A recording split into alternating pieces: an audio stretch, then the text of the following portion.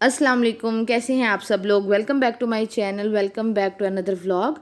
तो आज का व्लॉग वहीं से ही स्टार्ट करूँ जहाँ से कल वाला व्लॉग जो है वो ख़त्म किया था। और ये जी नेक्स्ट मॉर्निंग का व्लॉग है। और अभी जी हम लोग हो गए हैं रेडी और हम लोग निकलने लगे हैं अल्हम्दुलिल्लाह बहावलपुर के लिए। आज मैंने इरा को भी इजी इजी कपड़े पहनाए हैं, ख़ुद भी जो है इजी इजी कपड़े पहने हैं क्योंकि काफ़ी ज़्यादा लंबा सफ़र है। यहाँ मरी से बहावलपुर का तकरीबन 8 से 9 घंटे का सफ़र बनता है। तो फिर मैंने कहा चलो इरा को मैं ये वाला जो फ़्रॉक है लॉन का ये पहनाती हूँ, क्योंकि ये ठंडा इलाका था। आगे आगे जहाँ हमने जाना था वहाँ तो गर्मी होनी थी, तो इसलिए फिर हालांकि जाना तो खैर से एसी वाली गाड़ी में होता है, लेकिन फिर भी तो मैंने इसको ये वाले कपड़े पहनाए कि चलो ये ईजी रहेगी। और सामान हमारा जो था वो गाड़ी में रख रहे थे, जो होटल के मुलाजिम थे वो गाड़ी में रख रहे थे। और यहाँ मैं इरा को लेके ना बैठ गई थी क्योंकि शॉपिंग भी कुछ की थी। तो आपको पता है जाओ तो जो सब बैग्स होते हैं वो कम होते हैं, लेकिन जब वापस आओ तो बैग्स ऑटोमेटिकली जो है वो पता नहीं कैसे ज़्यादा हो जाता है सामान। तो बस हसीब वो जो है वो ही एडजस्ट करवा रहे थे उनके साथ। तो हसीब ने कहा ऐसा करो तुम ना यहीं बैठ जाओ। अच्छा, तो पिछले व्लॉग में आप लोग पूछ रहे थे कि कैसा मेरा एक्सपीरियंस रहा इस्लामाबाद व्यू होटल का। तो बहुत ज़्यादा अच्छा होटल है, फैमिली के लिहाज से बहुत अच्छा है। कोई मतलब फ़जूल की हरकतें इस तरह के मतलब माहौल गंदा होना इस तरह बिल्कुल भी नहीं है। बहुत अच्छे यहाँ के लोग हैं और अमला बहुत ज़्यादा अच्छा है और कोऑपरेटिव बहुत ज़्यादा हैं और बहुत अच्छा मतलब यहाँ का माहौल बहुत ज़्यादा अच्छा है। अगर आप लोग मरी जाएं तो इस्लामाबाद व्यू होटल में लाजमी स्टे करें, बहुत ज़्यादा अच्छा लगेगा आप लोगों को। क्योंकि बंदा जाता ही छुट्टियाँ गुजारने इसलिए है कि चलो रिलैक्स हो और फैमिली माहौल, और इस होटल का जो माहौल है वो फैमिली वाला है। और उसके बाद हम लोग अब बीजी आ गए हैं गाड़ी में और इरहा ने सारे सफ़र जो है वो यही किया है। हसीब गाड़ी का पानी चेक कर रहे थे और इरहा ने क्या किया है कि एयर फ्रेशनर गिरा देती थी नीचे, उसके बाद जो है वो उसको उठाने लग जाती थी। परफ्यूम गिरा देती थी, उसके बाद उसको उठाने लग जाती थी। या फिर गाड़ी इस तरह ना गाड़ी के खड़ी हो जाती थी।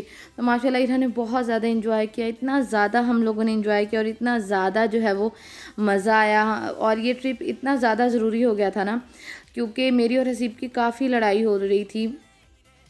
मतलब सारी बातें इंसान जो है वो फेडअप हो जाता है एक ही रूटीन से। तो रूटीन एक ही है कि मतलब हसीब अपने चाचू के पास रोज़ रात को चले जाते हैं। क्यों जाते हैं तो मैं बताती हूँ कि हसीब के जो अब्बू थे उनकी डेथ हो गई, ठीक है। उसके बाद उनके ताया अब्बू थे, उनकी भी डेथ हो गई है। और एक चाचू होते हैं वो अमेरिका होते हैं और ये वाले जो चाचू हैं ना ये यहीं होते हैं। तो इनके पास कोई भी नहीं जाता, तो और इनकी शादी भी नहीं हुई। तो इसलिए फिर हसीब जो है वो रोज़ रात को इनके पास जाते हैं। जब से मतलब ताया अबू की डेथ हुई है तो रोज़ रात को लाजमी इनके पास जाते हैं, इनसे बातें वगैरह करने, दिल लगाने जैसे होता है इंसान का वैसे। तो इसलिए रोज़ हसीब रात को चले जाते हैं। तो आपको पता है कि इंसान ना एक जो रूटीन है ना उससे जो है वो बहुत जल्दी ना उकता जाता है। तो मेरा और हसीब का भी यही था। और हमारे प्रॉपर्टी के इतने ज़्यादा इशू चल रहे हैं ना, तो आप लोगों ने लाजमी दुआ करनी है कि एक तो हमारे इशू हल हो जाएं और दूसरा ये कि प्रॉपर्टी हमें वापस मिल जाए, और तीसरी ये कि आप लोगों ने हसीब की सेहत के लिए, ज़िंदगी के लिए लाजमी दुआ करनी है, क्योंकि अल्लाह ताला किसी की भी दुआ कबूल कर सकते हैं। तो वो लोग हसीब के पीछे काफ़ी ज़्यादा जो है वो पड़े हैं, क्योंकि हसीब लॉयर हैं तो उनको पता है कि जो भी लीगल इशूज़ हो रहे हैं वो हसीब की वजह से हो रहे हैं। मतलब कि हसीब सारा कोर्ट में देख रहे हैं। तो आप लोगों ने लाजमी दुआ करनी है, क्योंकि हर बीवी के लिए उसका खामन बहुत ज़्यादा अहम होता है। और आप लोगों ने लाजमी दुआ करनी है कि हसीब का साया मेरे बच्चों के सरों पे हमेशा सलामत रहे, आमीन सुम आमीन। हसीब का क्या, हर बीवी के सर पे उसके खामन का साया हमेशा सलामत रहे, आमीन सुम आमीन। आप लोगों ने लाजमी आमीन कहना है और मेरे लिए भी दुआ करनी है, मेरी छोटी सी फैमिली के लिए भी। तो अभी हम लोग सफ़र में थे, हम लोगों को बारिश भी मिल गई और अभी यहाँ हम लोग रुके थे मोटरवे पे जो क़यामत आम होता है वहाँ। तो हसीब की तबीयत इतनी ज़्यादा ख़राब हो गई थी ना, पिछली रात हसीब को बुखार हो गया था। तो हसीब का कुछ भी खाने को दिल नहीं था। तो हसीब ने फिर कहा, मैंने हसीब को कहा कि आप कोई शेक पी लें क्योंकि सफ़र काफ़ी लंबा है। तो हसीब ने मैंगो शेक लिया, मैंने जी बिरयानी ली और उन्होंने कहा 500 की बिरयानी है। मैंने कहा चलो ठीक है दे दो।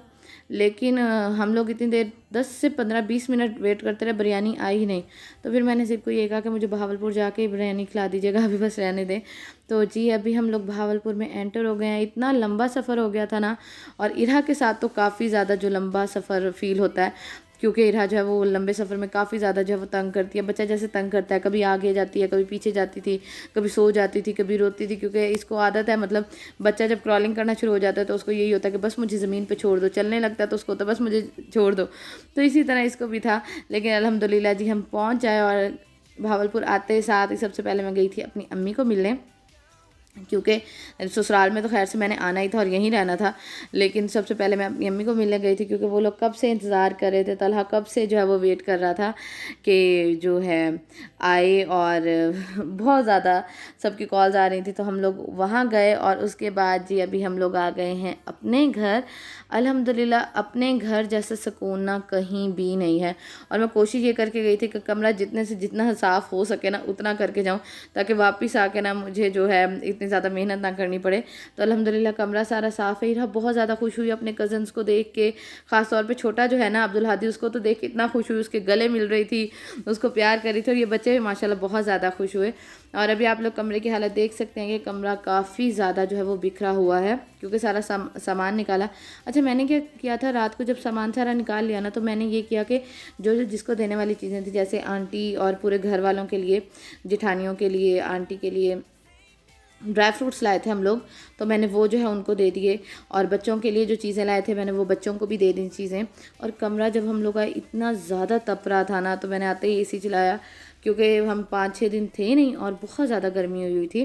اور یہ جی ہے نیکسٹ مارننگ کا ولاگ، اور سامان جو ہے وہ تقریباً میں نے جو ہے وہ سمیٹ لیا تھا کہ چلو تھوڑا تھوڑا جو سارا ہے وہ میں سمیٹ لوں۔ اور اس کے بعد یہ ابھی میں دینے لگی ہوں جھاڑو، اور کیونکہ روم اتنا زیادہ گندا ہو رہا تھا، اور میں نے سب کو کہا تھا کہ آپ نے ارہا کو جو ہے وہ نیچے بالکل نہیں چھوڑنا، یہ اوپر ہی بیٹھی رہے، کیونکہ روم کافی زیادہ گندا ہے۔ اور جھاڑو دینے کے بعد پوچھا لگایا، اور اس کے بعد جی ابھی جو میں نے بیگ لے کے گئی تھی ان کو خالی کر رہی ہوں۔ ایک بیگ میں نے جو ہے وہ بھائی سے مانگا تھا، تو وہ ان کو واپس دینا ہے، اور اپنا جو بیگ تھا اس میں میں نے ارہا کے سارے کپڑے نکال لیے، ارہا کے سردیوں والے بھی جو سارے کپڑے تھے وہ رکھ دیے جو میں لے کے گئی تھی، اور اپنے بھی جو ہے وہ میں نے جو دھلنے والے تھے وہ دھلنے کے لیے رکھ دیے۔ حسیب کو بھی میں نے کہا کہ جلدی سے آپ بھی نا اپنا بیگ جو ہے وہ فری کر دیں، تاکہ نا جگہ بن سکے اور کمرہ جو ہے وہ اچھے طریقے سے صاف ہو جائے، کیونکہ ٹرپ سے واپس آنے کے بعد اگر جلدی یہ کام کر لیا جائے تو ہو جاتا ہے، اگر بندہ سستی کرے نا تو کر ہی جاتا ہے، لیکن جن کے پاس ایک کمرہ ہوتا ہے نا ان کا یہی حال ہوتا ہے کہ ان کو کرنا ہی کرنا پڑتا ہے۔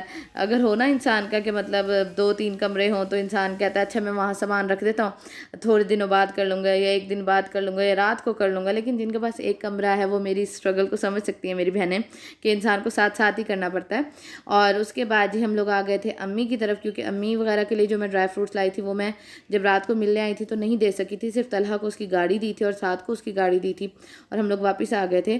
تو ابھی جی ارہا جو ہے یہاں اپنے کزنس کے ساتھ کھیل رہی ہے، امی اس کے ساتھ بیٹھی ہوئی تھی، اور سب نے اس کو اتنا زیادہ مس کیا، کیونکہ یہ وہاں جا کے نا اب یقین کریں ارہا کو پکڑنا ناممکن ہو جاتا ہے، کیونکہ بہت زیادہ جو ہے ایکٹیو ہے الحمدللہ۔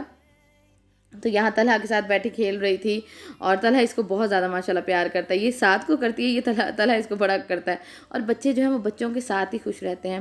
اور اس کے بعد جی ہم گھر آئے تو حسین میرے لیے پاستا لے کے آئے تھے، کیونکہ انہوں نے کھایا تھا تو ان کو اچھا لگا تھا، تو وہ میرے لیے بھی لیتے ہیں، ہسبینڈ ہو تو ایسے۔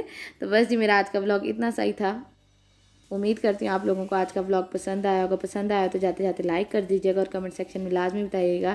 اپنا بہت زیادہ خیال رکھیے گا، مجھے ارہا اور حسیب کو اپنی دعا میں یاد رکھیے گا۔ اللہ حافظ۔